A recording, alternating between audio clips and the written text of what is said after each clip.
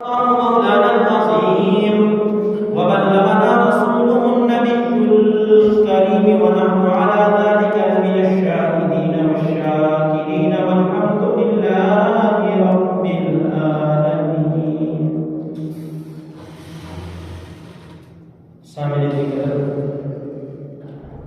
سامعین وقار بزرگوں عزیز ساتھیوں، آپ دیکھ کے کریوں کا قاعدہ کی بتا. پچھلے جمعے میں نے آپ حضرات کے سامنے عرض کیا تھا کہ دین دو چیزوں کا نام ہے. نمبر 1 عقائد، نمبر 2 اعمال.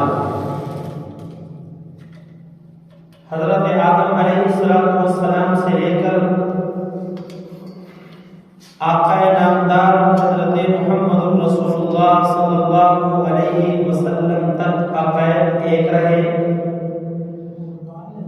اعمال میں اختلاف ہوتا رہا.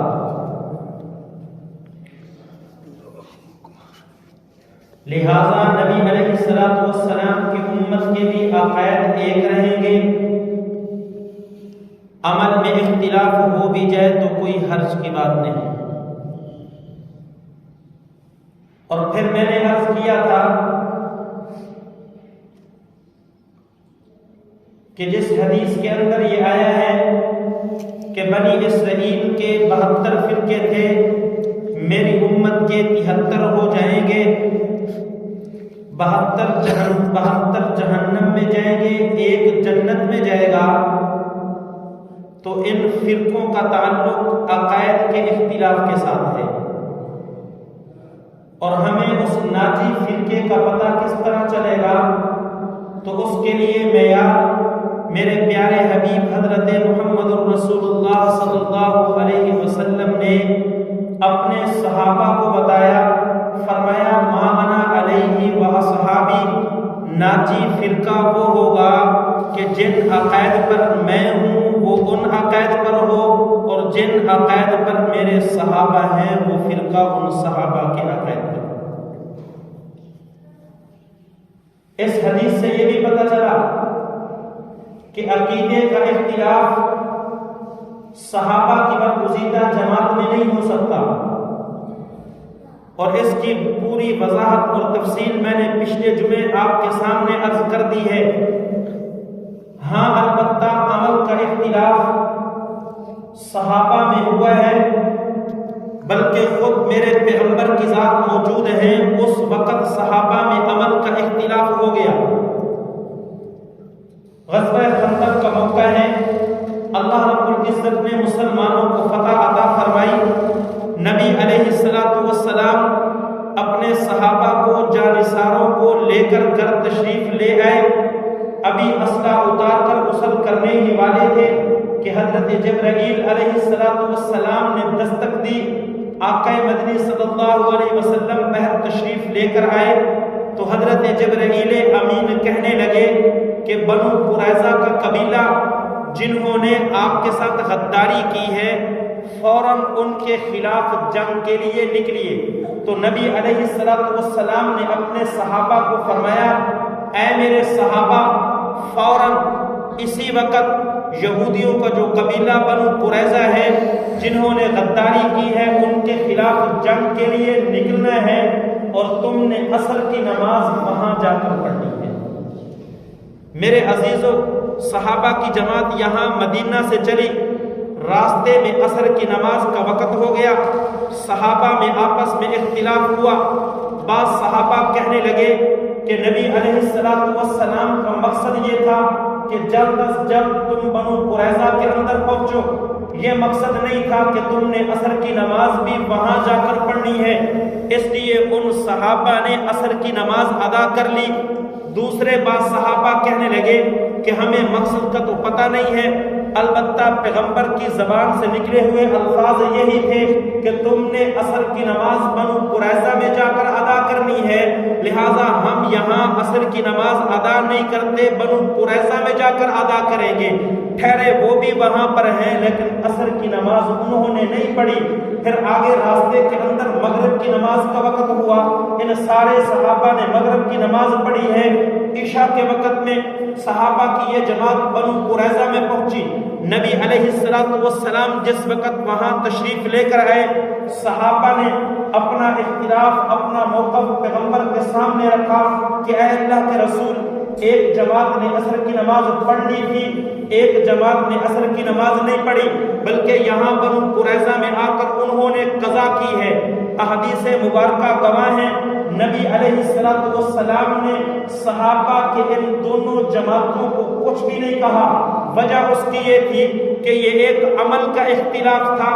عمل کا اختلاف ہوتا ہے میرے بھائیوں سوچ کی وجہ سے، نیت صاف ہو، سوچ میں اگر تھوڑا سا اختلاف ہو بھی جائے، اس کی وجہ سے اگر عمل غلط ہو گیا ہے، اگر عمل کے اندر تھوڑا سا خلل آ گیا ہے تو اس کی کوئی حرج نہیں ہوا کرتا۔ اس لیے میرے پیغمبر نے دونوں جماعتوں کو کچھ نہیں کہا، مقصد نماز پڑھنا تھا۔ ایک جماعت نے وہاں ادا نماز پڑھ لی، دوسرے نے آ کر بنو قریظہ میں یہاں پر قضا نماز پڑھی۔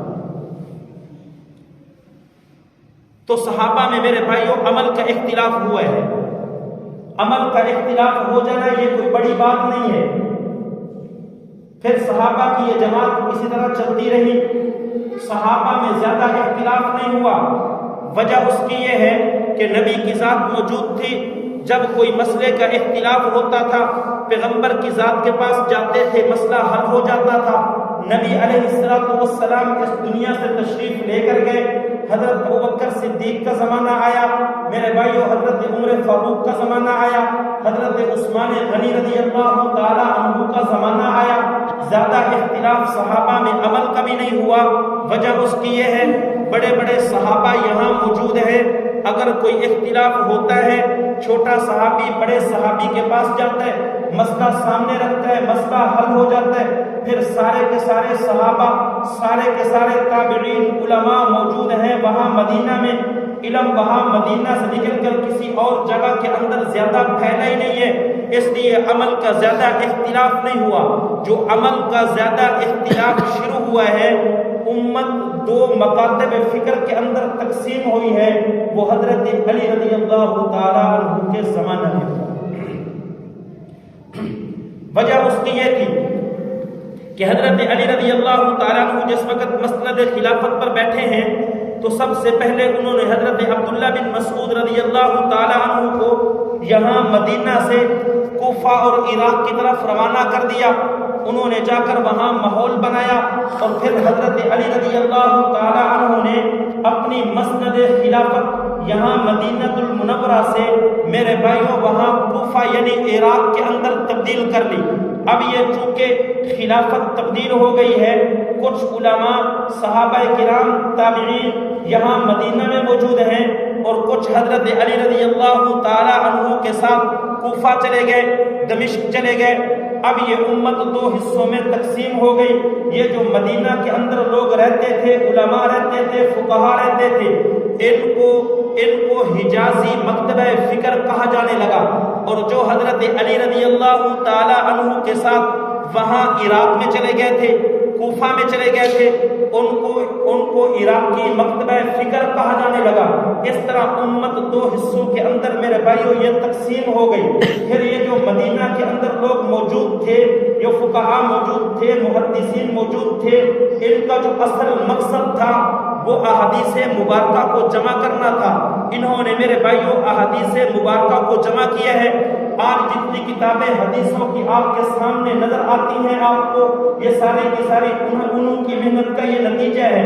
ان کے سرخیل، ان کے بڑے حضرت امام مالک رحمت اللہ علیہ ہیں، اور میرے بھائیوں جو مکتبہ فکر عراقی تھا، جو حضرت علی رضی اللہ تعالیٰ عنہ کے ساتھ کوفہ میں تشریف لے کر چلے گئے تھے، وہاں چونکہ حکومت ہے اور حکومت کو اصل چیز مسائل ہیں، انہوں نے وہاں پر انہوں نے حکومت کو چلانا ہے، اور حکومت حکومت کو میرے بھائیوں احادیث مبارکہ سے زیادہ احادیث مبارکہ سے نکال کر مسائل کی ضرورت ہے. ان کے سامنے مسائل ہوں گے، ان کے سامنے میرے بھائیوں اعمال ہوں گے، ان کے مطابق وہ قاضی فیصلہ کرتا چلا جائے گا. اس لیے جو مکتبہ فکر عراق تھا ان کا اصل مقصد مسائل کا استنباط تھا، اور جو مسائل ہیں وہ بغیر قرآن کے نہیں نکل سکتے، بغیر احادیث مبارکہ کے نہیں نکل سکتے. اس لیے ان علماء کو جو عراق کے اندر فقہ کا استنباط کر رہے تھے ان کو فقہا کہا جانے لگا، اور ان کے بڑے حضرت امام اعظم ابو حنیفہ رحمۃ اللہ علیہ. تو ادھر مدینہ کے اندر بڑے حضرت امام مالک رحمۃ اللہ علیہ ہیں، ان کا اصل مقصد حدیثوں کو جمع کرنا ہے، ان کو محدثین کہا جانے لگا. اور جو عراق کے اندر موجود ہیں ان کے بڑے حضرت امام اعظم ابو حنیفہ رحمۃ اللہ علیہ ہیں، اس لیے انہوں نے حکومت چلانی ہے. ان کا اصل مقصد میرے بھائیوں اصل منشور ان کا مسائل کا استنباط ہے. پھر یہ جو مدینہ جو مکتبہ فکر حجازی تھا، جو مدینہ کے اندر محدثین موجود تھے، یہ مکتبہ فکر 3 حصوں میں تقسیم ہوا ہے. اس کے بعد ایک مالکی، ایک شافعی، ایک حنبلی.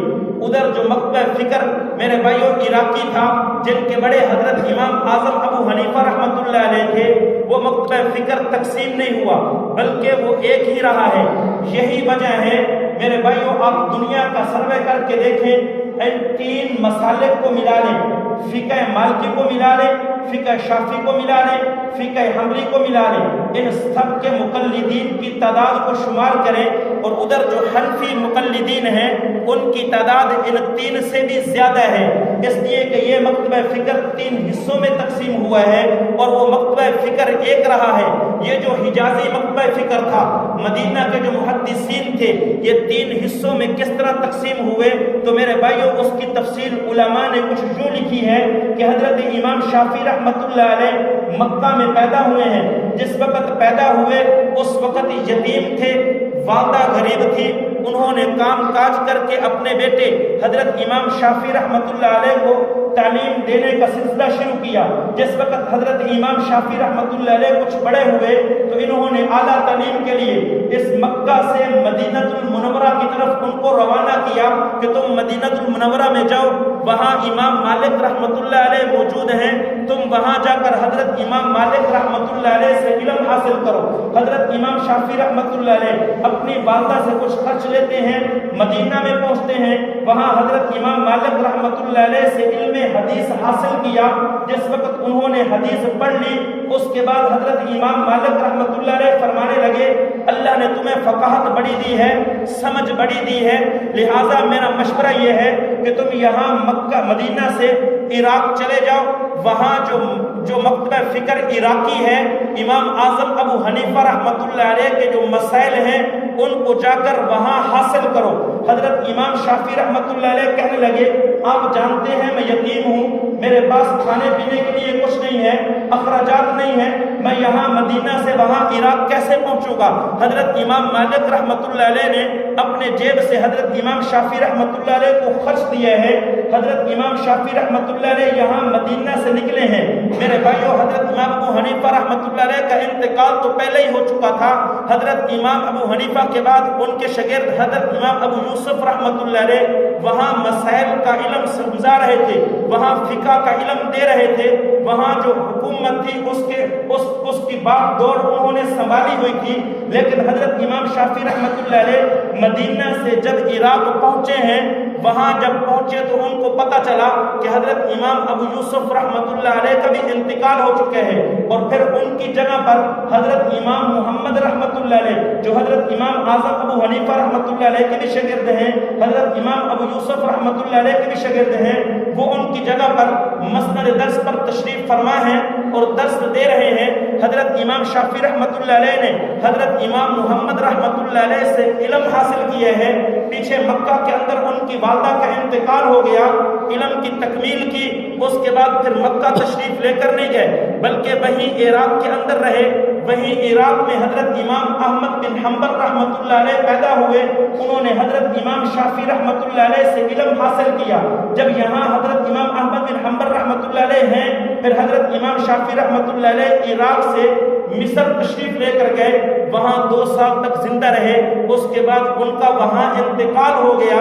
اس طرح میرے بھائیوں حضرت امام مالک رحمۃ اللہ علیہ کے شاگرد حضرت امام شافعی رحمۃ اللہ علیہ ہیں، حضرت امام شافعی رحمۃ اللہ علیہ کے شاگرد میرے بھائیوں حضرت امام احمد بن حنبل رحمۃ اللہ علیہ ہیں۔ تو جو مکتبہ فکر حجازی تھا، یعنی جو محدثین تھے، جو حدیث کے ساتھ زیادہ شغف رکھتے تھے، ان کا جو مکتبہ فکر تھا وہ 3 حصوں میں تقسیم ہو گیا، اور جو مکتبہ فکر عراقی تھا، جن کے بڑے حضرت امام اعظم ابو حنیفہ رحمۃ اللہ علیہ تھے، جن کا اصل مقصد وہ مسائل کا استنباط تھا، حکومت کے نظام کو چلانا تھا، وہ ایک ہی مکتبہ فکر رہا، وہ تقسیم نہیں ہوا۔ اس لیے آج دنیا کے اندر آپ دیکھتے ہیں کہ جو مکتبہ فکر حنفی کے ساتھ تعلق رکھنے والے لوگ ہیں، وہ ان تینوں مکاتب فکر سے تعداد کے اندر کہیں زیادہ ہیں۔ اور یہ چاروں جو مکاتب فکر ہیں، مالکی مکتبہ فکر، حنفی مکتبہ فکر، شافعی مکتبہ فکر اور حنبلی مکتبہ فکر، یہ چاروں کے چاروں میرے بھائیوں، یہ جو مسالک ہیں، یہ چاروں کے چاروں برحق ہیں، بالکل ٹھیک ہیں میرے بھائیوں۔ جو مسائل حضرت امام شافعی رحمۃ اللہ علیہ نے نکالے ہیں، حضرت امام مالک رحمۃ اللہ علیہ نے نکالے ہیں، امام اعظم ابو حنیفہ رحمۃ اللہ علیہ نے نکالے ہیں، حضرت امام احمد بن حنبل رحمۃ اللہ علیہ نے نکالے ہیں، ان کی یہ 4 فقہیں الگ الگ ہوئی ہیں، تو میرے بھائیوں ان کے الگ ہونے سے کوئی زیادہ فرق نہیں پڑتا۔ وجہ اس کی یہ ہے کہ یہ چاروں کی چاروں جو فقہیں ہیں، ان کے جو اصول ہیں، جن اصولوں سے ان کو نکالا گیا ہے، وہ اصول بالکل ٹھیک ہے۔ جب اصول ٹھیک ہیں تو جو مسئلہ ان اصولوں سے نکلے گا، لہٰذا وہ مسئلہ بھی بالکل ٹھیک ہوگا۔ لہٰذا جو ان اصولوں سے، جو صحیح اصولوں سے جو مسئلہ نکلے گا، وہ مسئلہ بالکل ٹھیک ہوگا۔ لہٰذا کوئی بھی شخص اس مسئلے پر عمل کرے گا، انشاءاللہ نجات پا جائے گا۔ آپ مسجد کے اندر بیٹھے ہیں، آپ کی مسجد کے 3 دروازے ہیں، ایک دروازہ اور ہوتا تو 4 ہو جاتے، مقصد مسجد کے اندر داخل ہونا ہے۔ تو میرے بھائیوں اگر آپ اس دروازے سے داخل ہوں گے، پھر بھی مسجد کے اندر اس دروازے سے داخل ہوں گے، پھر بھی مسجد کے اندر اس دروازے سے داخل ہوں گے، پھر بھی مسجد کے اندر، ان چاروں کے چاروں ائمہ نے یہ جو امت کے لیے مسائل نکال کے امت کو دیے ہیں، امت کے نفع کے لیے، اگر کوئی امتی امام مالک رحمۃ اللہ علیہ کی فقہ پر عمل کر لے گا، مقصد جنت ہے، انشاءاللہ جنت میں پہنچ جائے گا۔ کوئی شخص حضرت امام اعظم ابو حنیفہ رحمۃ اللہ علیہ کے نکالے ہوئے مسائل پر عمل کرے گا، مقصد جنت ہے، انشاءاللہ جنت کے اندر پہنچ جائے گا۔ کوئی حضرت امام شافعی رحمۃ اللہ علیہ یا حضرت امام احمد بن حنبل رحمۃ اللہ علیہ کے نکالے ہوئے مسائل پر عمل کرے گا، مقصد جنت ہے، انشاءاللہ وہ جنت کے اندر پہنچ جائے گا۔ وجہ اس کی یہ ہے کہ یہ چاروں کی چاروں فقہیں برحق ہیں۔ ان کے برحق ہونے کی وجہ یہ ہے کہ ان کے جو اصول ہیں وہ اصول بالکل درست اور ٹھیک ہیں۔ اب وہ اصول کون سے ہیں؟ جن اصولوں کو سامنے رکھ کے ان 4 ائمہ نے اپنی فقہ کو اخذ کیا۔ تو میرے بھائیوں ہمارے مدارس کے اندر اصول فقہ کی کتابیں پڑھائی جاتی ہیں۔ ایک چھوٹا سا بچہ جب مدرسے میں آتا ہے، میٹرک کر لیتا ہے، میٹرک کے بعد جو ہی وہ درس نظامی شروع کرتا ہے تو اس کو اصول فقہ کی کتابیں پڑھائی جاتی ہیں۔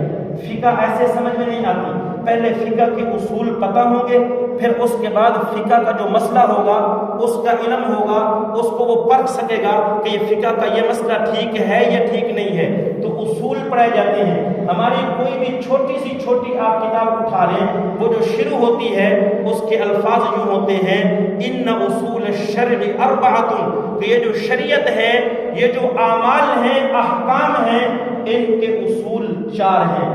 سب سے پہلا اصول کتاب اللہ ہے، قرآن۔ لہذا جو مسئلہ قرآن سے نکلے گا بالکل صحیح ہوگا، اس پر عمل کرنا لازمی اور ضروری ہے۔ نمبر 2 سنت رسول، جو مسئلہ سنت رسول سے نکلے گا وہ بالکل ٹھیک ہے، اس پر عمل کرنا لازمی اور ضروری ہے۔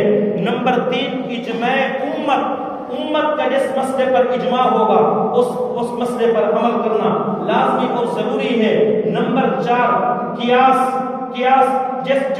جو مسائل بھی ان 4 اصولوں سے نکلیں گے وہ مسائل ٹھیک ہوں گے، اور جو مسائل ان 4 اصولوں میں سے کسی ایک اصول سے نکالے جائیں، دوسروں کو انکار کر دیا جائے یا ان 4 اصولوں سے نکالے یا جائیں، ویسے اپنی سمجھ اور اپنے فہم کی بنیاد پر کسی مسئلے پر عمل کیا جائے تو میرے بھائیوں وہ جو فقہ ہوگی، وہ جو مسئلہ ہوگا، وہ مسئلہ غلط ہوگا، اس پر عمل کرنے کی اجازت نہیں ہے۔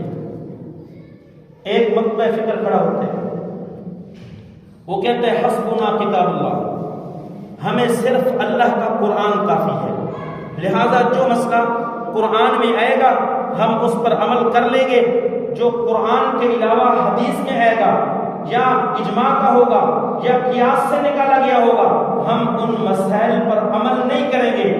اس مکتبہ فکر کو اہل القرآن کہا جاتا ہے، لہذا اگر کوئی شخص اہل القرآن سے تعلق رکھتا ہو اور کہتا ہو کہ صرف قرآن کے مسائل پر ہی ہم عمل کریں گے، اس کے علاوہ اور کسی چیز کو ہم نہیں مانتے، تو میرے بھائیوں ان کی یہ جو فقہ ہے وہ فقہ ناقص ہوگی، جو اس پر عمل کرے گا وہ شخص گمراہ کہے گا۔ ایک اور مکتبہ فکر کھڑا ہوتے ہیں، وہ کہتے ہیں نہیں، قرآن کے ساتھ ساتھ حدیث بھی ہے،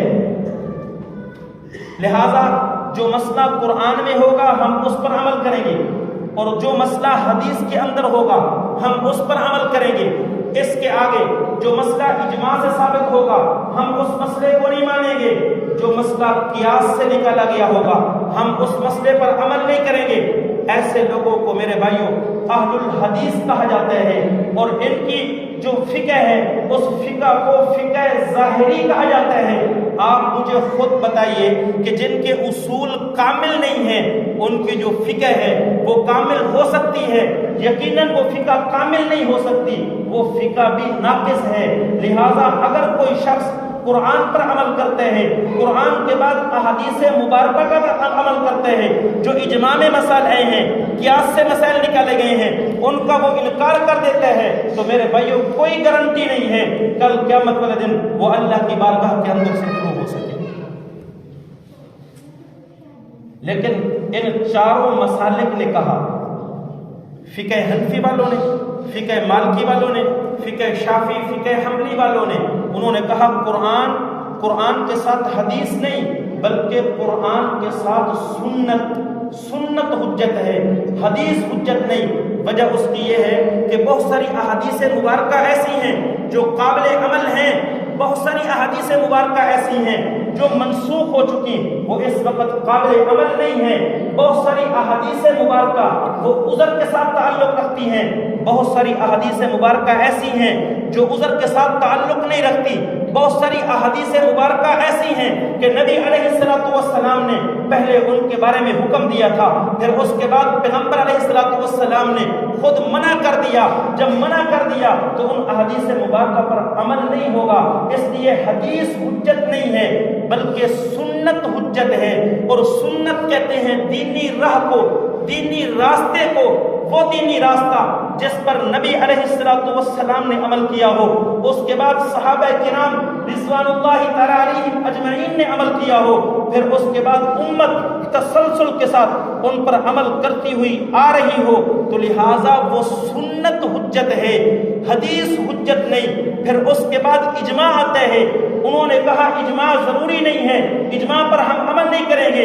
ان چاروں کے چاروں مسالک نے کہا نہیں، اجماع پر عمل کرنا بھی لازمی اور ضروری ہے، اس لیے ان چاروں کے چاروں مسالک کو اہل السنہ والجماعت کہا جاتے ہیں، چونکہ قرآن کے ساتھ یہ سنت کو مانتے ہیں، پھر سنت کے ساتھ یہ اجماع کو مانتے ہیں، اس لیے ان کو کہا جاتا ہے اہل السنہ والجماعت۔ اور اس کے علاوہ جنہوں نے صرف قرآن پر عمل کیا ان کو اہل القرآن کہا جاتا ہے، جنہوں نے قرآن کے ساتھ حدیث پر عمل کیا اور اجماع کو چھوڑ دیا، قیاس کو چھوڑ دیا، ان کو اہل الحدیث کہا جاتا ہے۔ لہذا ان 4 مسالک کی جو فقہ ہے وہ فقہ کے اصول چونکہ کامل ہیں، لہذا یہ فقہ کامل ہے۔ اس کے علاوہ اس وقت دنیا کے اندر جتنی فقہیں آپ کو نظر آ رہی ہیں میرے بھائیوں، وہ ساری کی ساری فقہیں وہ اس وقت قابل حجت نہیں ہیں، قابل عمل نہیں ہیں۔ وجہ اس کی یہ ہے کہ جن اصول سے ان فقہوں کو نکالا گیا ہے ان کے وہ اصول کامل نہیں ہیں۔ کسی کا اصول صرف قرآن ہے، کسی کا قرآن کے ساتھ حدیث ہے، باقی اصولوں کو چھوڑ دیا گیا، اس لیے ان کی فقہ بھی ناقص ہے۔ اور اس کے بعد میرے بھائیوں ایک آتا ہے قیاس۔ قیاس کسے کہا جاتا ہے؟ میرے بھائیوں عام سادہ الفاظ میں اگر ہم اس کو سمجھیں تو یہ جو قیاس ہے، قیاس کام دیتا ہے ایک چمچے کا۔ آپ جانتے ہیں کہیں شادی یا خوشی ہوتی ہے، وہاں پر کھانے پکائے جاتے ہیں، مختلف قسم کے کھانے تیار کیے جاتے ہیں۔ 3 دیگیں تیار ہو گئی ہیں، ایک بریانی کی ہے، ایک قورمہ کی ہے اور ایک پلاؤ کی ہے۔ میرے بھائیوں ان دیگوں میں سے آپ نے نکال کر لوگوں کو تقسیم کرنا ہے تو اس کے لیے آپ کو ایک چمچہ چاہیے۔ آپ اس چمچے سے دیگ سے کس چیز کو نکالیں گے تو پھر کسی کو دیں گے، وگرنہ آپ اس دیگ سے اس دیگ کے اندر جو چیز موجود ہے آپ اس سے استفادہ نہیں کر سکتے۔ تو میرے بھائیوں یہ جو قیاس ہے، اس قیاس کی مثال بھی اس چمچے کی ہے۔ اللہ رب العزت کی ذات نے آسمانوں سے ایک دیگ قرآن کریم کی شکل میں ہمیں بھیج دی ہے اور سنت کی شکل میں دے دی ہے، اجماع کی شکل میں ہمارے پاس یہ 3 دیگیں موجود ہیں۔ جب تک ہمارے پاس چمچہ نہیں ہوگا جس سے ہم ان دیگوں میں سے ان چیزوں میں ان سے مسائل نکال کے امت کو نہیں دیں گے، اس وقت تک میرے بھائیوں ان سے مسائل نہیں نکل سکتے۔ اس لیے معلوم ہوا یہ جو قیاس ہے یہ قیاس بھی لازمی اور ضروری ہے، لیکن آپ جانتے ہیں یہ جو چمچہ ہے اس چمچے کے لیے بھی بہت ساری شرائط ہیں، تب جا کر اس دیگ سے آپ کوئی چیز نکال سکتے ہیں، وگرنہ نہیں نکال سکتے۔ اگر چمچہ ہے اس چمچے کے آگے منہ ہی بالکل چھوٹا ہے، اگرچہ آپ اس کو دیگ کے اندر گھماتے رہیں تو صرف ڈنڈی ہے، کوئی چیز باہر نکال کر آپ کسی کو دے نہیں سکتے۔ اور اگر میرے بھائیوں اس کے بعد آگے منہ بھی بنا ہوا ہو چمچے کا، لیکن جو نکالنے والا ہے وہ نکالنے والا اتنا کمزور ہے یا اتنا چھوٹا ہے کہ وہ اس میں سے نکال ہی نہیں سکتا، تو میرے بھائیوں پھر بھی ہم ان دیگوں میں سے کوئی چیز نہیں نکال سکتے۔ اور اگر نکالنے والا بھی بڑا ہو، چمچہ بھی صحیح ہو، لیکن جو نکالنے والا ہے اس نے دیکھا ہی نہیں، دیگ کے اندر چمچہ ڈالا ہی نہیں ہے، بلکہ اس نے دیگ کے باہر چمچہ ڈال دیا، تو میرے بھائیوں پھر بھی کوئی چیز دوسروں تک نہیں پہنچتی ہے۔ تو میرے بھائیوں جس طرح یہ جو دیگ کے اندر سے نکالنے کے لیے چمچے کی ضرورت ہے، بعینی ہی ایسے ہی قرآن سے، سنت سے، اجماع سے مسائل نکالنے کے لیے قیاس کی ضرورت ہے۔ اور پھر قیاس بھی ہر بندے کا کافی نہیں ہے، وگرنہ تو سب سے پہلا قیاس جو کیا تھا وہ شیطان نے قیاس کیا تھا۔ اللہ رب العزت کی ذات نے حضرت آدم علیہ السلام کو پیدا کیا، فرمایا اور فرشتوں اس کو سجدہ کرو، سب نے سجدہ کیا تھا۔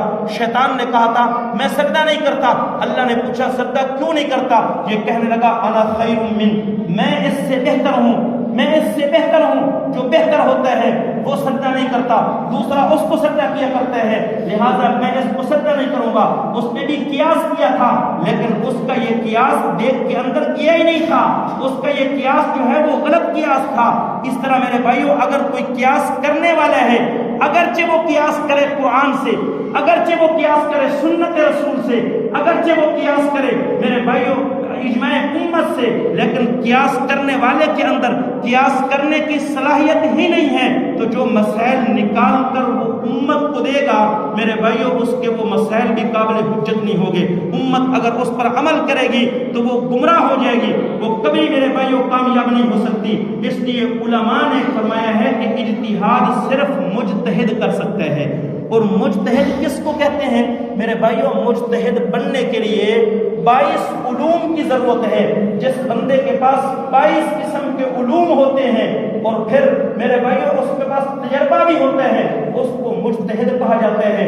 پوری امت کا اجماع ہے، حضرت امام مالک رحمۃ اللہ علیہ مجتہد تھے، حضرت امام اعظم ابو حنیفہ رحمۃ اللہ علیہ دنیا کے سب سے بڑے مجتہد تھے، حضرت امام شافعی رحمۃ اللہ علیہ مجتہد تھے، حضرت امام احمد حنبل رحمۃ اللہ علیہ مجتہد تھے۔ جب یہ چاروں مجتہد ہیں اور انہوں نے قیاس کیا ہے، اور قیاس میرے بھائیوں انہی تین چیزوں سے کیے ہیں، لہذا ان کا قیاس بالکل ٹھیک ہے۔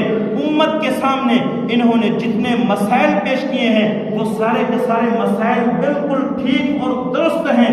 تھوڑا بہت جو اختلاف ہے وہ اختلاف میرے بھائیوں انہوں نے پیدا نہیں کیا ہے، بلکہ یہ وہی اختلاف ہے جو صحابہ کے اندر بھی ہوا تھا۔